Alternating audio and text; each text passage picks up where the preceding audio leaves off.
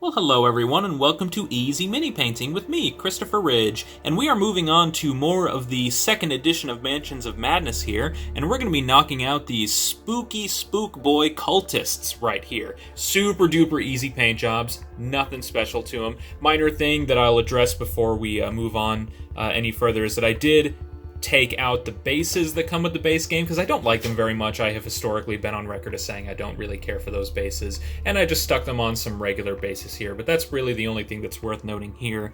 But that's it. These guys are otherwise very easy, very simple to knock out, so why don't we just get on to it. So to start off, the first thing that I did was I actually started with a layer of dark stone. And I did that because I think it's just going to make the cloaks a lot easier to paint overall. After that, I'm going to take out some uniform gray, and then we're going to use this to dry brush the entirety of the cloaks. And then at that point, we're basically done with those cloaks. And because these necromancers, because these cultists really only have these cloaks, that's basically their most singularly defining feature apart from maybe their scepters. There's not a lot to do after that. So I'm going to take out a dry brush here, and then as per previous videos that I've showed on this channel, all you're going to do is take your dry brush, get it just a little bit into your little paint puddle here, wipe off most of it. That's why they call it dry brushing, because you have such a small amount of paint onto your brush. Can you focus, please? Hello? There we go. You can see that there's such a little amount of paint on the brush that it is almost dry. That's the kind of thing you're going for. And then you're just going to go over the entirety of each of their cloaks using this uniform gray color. And that will just add a little bit of color variety and a little bit of highlighting to their cloaks. When you are going across their cloaks, go across them horizontally like this. Don't go down them vertically like this. And the reason why is because those folds in the cloak, if you take your brush strokes and go with those folds, then you're going to get paint into those folds, and you don't want that. You want to keep that dark color at the base of those folds. You don't have to be super specific here. We're going to go over the faces and the hands with a flesh color, so you don't need to worry about getting a little bit of paint onto those parts. Yeah, just a little something like this.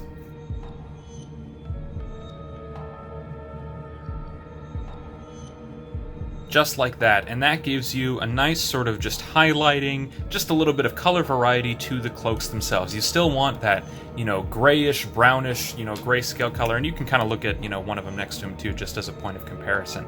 That is the kind of thing that we're looking for, and then that will pretty much be it. So can you focus, please? Oh my goodness gracious, there we go. Yeah, a little something like that. Miles, you are knocking over too many things. Oh, don't you sit in my paint puddle. But yeah, you're just going to do that for the entirety of all of them, so just go ahead and do that across all 6 of the cultists.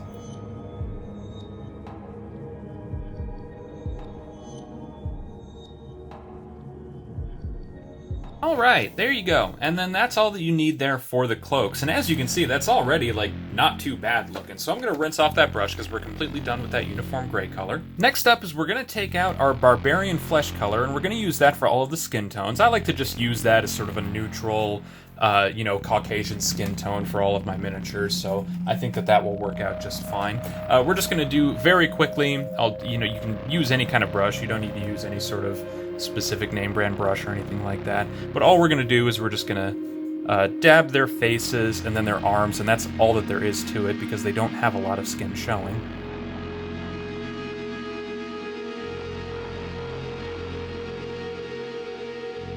There you go, that's all that you need. You just need to get a quick little skin tone on there just like that. As you can see, I got a little bit of paint onto this one's scepter right here. No big deal whatsoever because we're going to go over the scepters later on with a different color anyway. So just moving on to the tedious part of just doing that for all 6 of them here.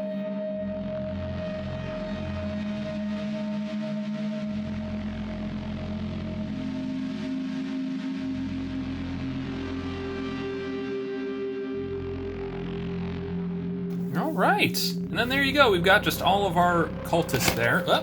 As you can see, I kind of messed up a little bit on one of them here. I got a little bit of paint onto, the side of his hood or anything like that. But I think that in the grand scheme of things, it'll be okay if your paint jobs on the monsters are just a little bit, quicker and just done more quickly because you've got so many of them to knock out, and because they're not the heroes, so you don't need to spend as long on them anyway. But yeah, that's it. So as soon as you're done with that, rinse off your brush, move on to the next step. Then we're going to move on to some leather brown. And we're going to use that just to knock out their hairlines and mustaches. Their hairlines are super duper simple because they're barely showing through their hood. Their mustaches, though, are a little bit more prominent. They've got big old kind of silly handlebar mustaches. We'll go ahead and use a slightly more detailed brush for this as well. So I'm going to use a sharp tip, kind of a detailed brush right here. And then yeah, just kind of really lightly, now that you've got a skin tone on there, it's a lot easier to see those mustaches as well. So just kind of over each one, really softly, really quickly. And if you want, you know, to use a darker shade of brown for this, you're certainly welcome to, but I think that this will be sufficient.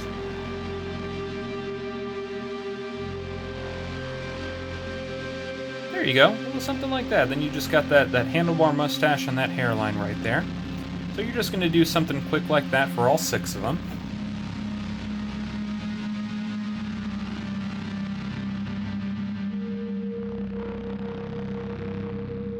All right, and then we've just got some really simple mustaches and hairlines on there. That's all that we need there, so I'm going to rinse that brush off. Then we're moving on to some weapon bronze, and we're going to use that for their scepters and also for their necklaces, ? Because I always thought, looking at these miniatures, that they were wearing some sort of, you know, necklace medallion kind of thing. You can kind of see what I'm looking at right there. That always looked to me like it was supposed to be a necklace or a medallion. But then when I was looking at the back of the miniature and I was looking at like the prominent sort of V line in the back of the cloak right there, I'm almost wondering if that's really just an extension of the weird sort of V-shaped cut in the cloak, maybe. I don't really know, but either way, I think that it will be more visually interesting if there is just a little bit of coloration on the V-line, on the neckline there anyway. So what we'll do is we'll continue to use our small kind of detailed brush here, and then where we see that kind of necklace, that sort of prominent necklace, medallion, whatever, we'll go ahead and just coat that really quickly, and that'll just give us a little bit of extra flavor, a little bit of extra style, even if it's not really meant to be a necklace. And again, maybe it's meant to be more of like a seam line, hemline maybe, for the cloak.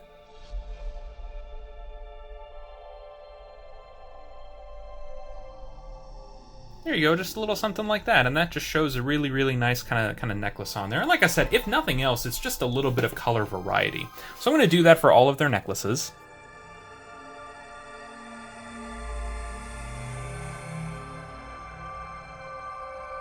And then that's it for all of the necklaces on there. Yeah, just a little something like that. That's pretty cool.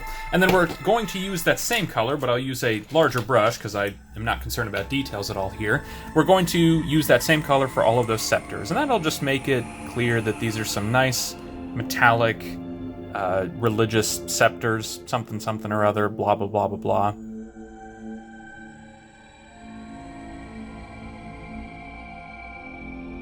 All right, here you go, and then you just got those nice scepters right there, and already they're looking not too bad. So I'm going to rinse that brush off. One last little final touch that I'll do is I'll take out some pure red here, and then using just any kind of, maybe small brush, but you don't need a detailed brush or anything like that, I'm just going to go ahead and get the center part of those scepters right there. I'm kind of thinking maybe that's supposed to be like a ruby or a gemstone or something in the center there. So if you just want to dot it very lightly with just a nice pure red color,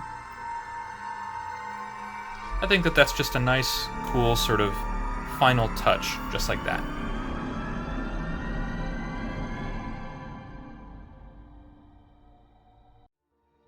Yeah, like I said, very quick thing right there. You don't need to do very much. Just kind of dot the fronts and the backs of each of those scepters. And there you go. That just brings a nice extra little layer of flavor to them, just like that. So I'm going to rinse that brush off. Next up, we're just going to make sure that everything is nice and dry, because then we're going to go over all of them with a tone that we normally do. But I want to make sure that all of the paint on there is completely dry. Then I'm going to finish up with some eyes and some varnish, and then we're done. So yeah, give me a few minutes. I'll be right back. Make sure they're all dry. And now those are all pretty well completely dry, so now we're going to take out the usual strong tone. And we're just going to go over the entirety of each of them with this strong tone. It's not going to make a huge difference to the cloaks. We're mostly just doing it for the sake of the faces and the arms, like the skin tone and the scepter, and then scepters and that kind of thing. But you can use any old brush that you want. I'll just go ahead and use some random one here. The big thing that we're using this for, like I said, is going to be the faces. Also watering down this just a little bit. I just gotta, I basically just got my brush into my little paint glass there, or my water glass there, and that just watered down the wash a little bit more even, and that'll be just fine. And yeah, that's already kind of filling in all the details there and bringing it to shape and color, and it's looking good.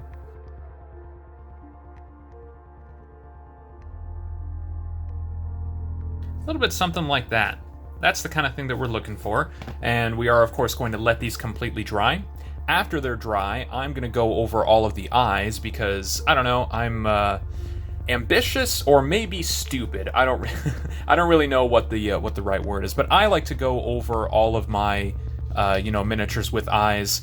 You don't have to, though. If that's like a detail undertaking that's just a little bit too much for you, certainly no pressure. Even if you leave the eyes completely unpainted and you just kind of have them, a little bit of a shadow, like with this Quickshade, that will be perfectly sufficient.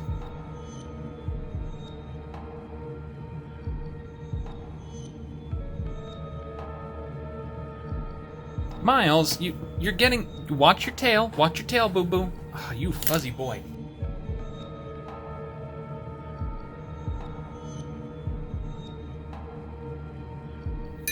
All right, there we go.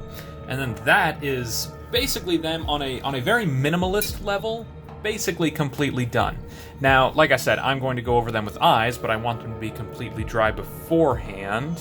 Here we go. So yes, I will let them completely dry, and I'll move on to some eyes. Okay, they're still a little bit moist. You can kind of see that there's still a little bit of kind of wetness in some of the wash there. But the important thing to note is that it looks like it's dry around their faces. So I'm going to go ahead and do the things with their eyes. I'm just going to take a little bit of matte white here. And I'm just going to get a little tiny, itty bitty, tiny, teeny tiny bit onto the very tip of my brush. On my sharp detail brush here. And I'm just going to go over the whites of their eyes.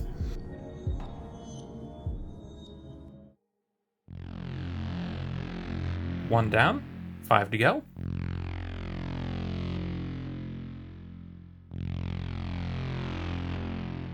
Ooh, I accidentally got a bunch onto the bridge of his nose right there. That'll be alright, no big deal.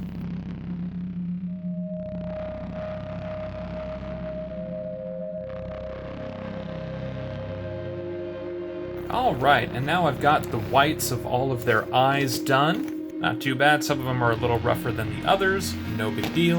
Then we're going to take out some matte black, just to get the pupils of each of those eyes, and then we're done. And then the very last thing that we're going to do after that is the same thing that I do with all of my other miniatures, is that I'm going to apply a layer of matte varnish, but that's it.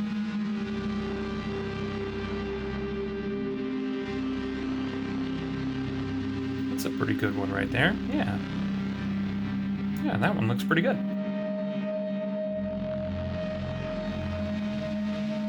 And that one is a little bit rougher. No big deal.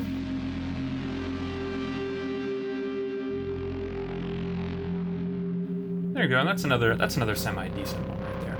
And that is it! And then, yeah, like I said, the very last thing that I do is a layer of matte varnish that I'm just going to apply evenly across each miniature. I won't showcase that here because it's just kind of a boring step, but that's it, you're done.